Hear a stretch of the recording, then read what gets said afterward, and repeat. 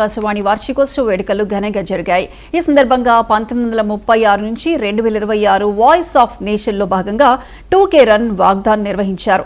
ఇక 1936లో దక్కన్ రేడియోగా ప్రారంభమై ఆకాశవాణిగా రూపాంతరం చెందిందన్నారు station program head Kolipaka Shankar Rao. అన్ని ప్రాంతాల ప్రజలకు ఉపయోగపడే కార్యక్రమాలను ప్రసారం చేస్తున్నామని చెప్పారు. ఆకాశవాణి రేడియో కార్యక్రమాలు అన్ని వర్గాల ప్రజలకు ఎంతో ఉపయోగకరంగా ఉంటున్నాయని కృషి విజ్ఞాన కేంద్రం సీనియర్ సైంటిస్ట్ భరత్ తెలిపారు.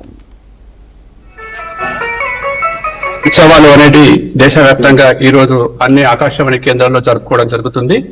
1936లో దక్కన్ రేడియోగా ఉన్నటువంటి రేడియో ఇప్పుడు ఆకాశవాణిగా రూపాంతరం చెంది అప్పటి నుంచి కూడా వివిధ విభాగాల వారీగా కార్యక్రమాలు రూపొందిస్తూ భారతదేశంలో ఉన్నటువంటి ప్రతి భాషకి ప్రాధాన్యత ఇస్తూ ఎన్నో కార్యక్రమాలు రూపొందిస్తూ ఉంది. ముఖ్యంగా గ్రామీణ ప్రాంతాల ప్రజలని అలాగే మారుమూల ప్రాంతాల ప్రజలని అలరించేందుకు ఆకాశవాణి చాలా చేరువైంది.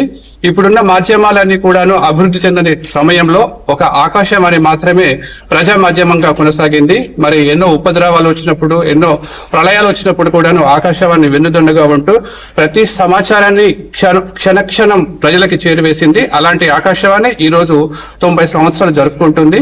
దాన్ని పురస్కరించుకుని దేశవ్యాప్తంగా ఈ రోజు వాకథాన్ కార్యక్రమాల్ని ప్రతి ఆకాశవాణి సిబ్బంది అలాగే ఆకాశవాణి అభిమానులు జరుపుకోవడం జరుగుతుంది.